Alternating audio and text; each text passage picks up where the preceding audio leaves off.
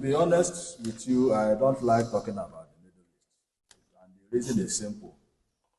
It's a story, a simple story that is made complex by unrelenting hypocrisy. How do I mean? The story of the Middle East is like the story of travelers who see the road. They know that the road is the best place to travel on, yet they choose to travel through the forest.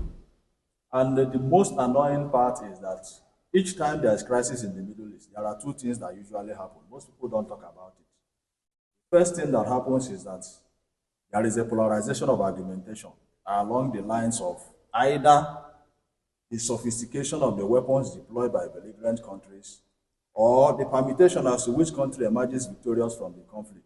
Whether Iran is going to deploy nuclear warheads, whether the US and Russia are going to come into the fray, whether the Iron Dome was effectively protecting Israel, whether the Arab countries will intervene. These are the ephemeral considerations that you see anytime there is crisis in the Middle East. The second one is that the second thing that happens anytime there is this thing in the Middle East is that religion quickly takes the center stage. Suddenly there is sympathy, alignment of sympathies to each of the countries that are in contention.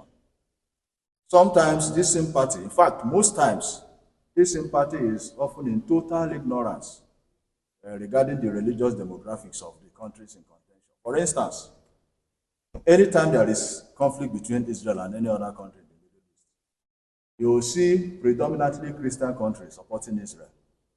But unfortunately, Christians in Israel constitute less than 2% of the population. You can now see that in the conflict with Iran, a lot of the Muslims supporting Iran are predominantly Sunni because the Sunni sect, the Sunni Muslim sect, is a predominant sect in Nigeria.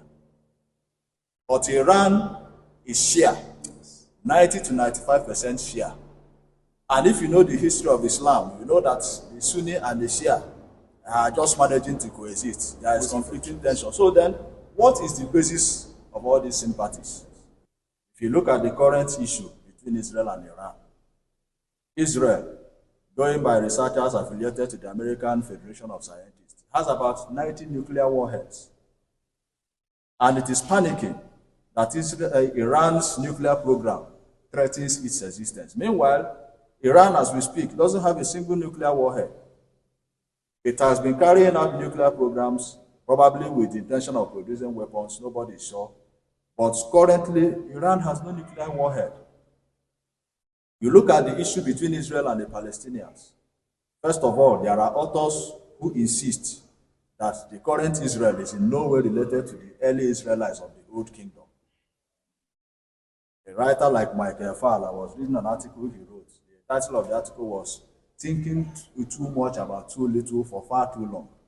In that article, Fowler tried to show us why we shouldn't believe that the current Israelis have anything to do. In fact,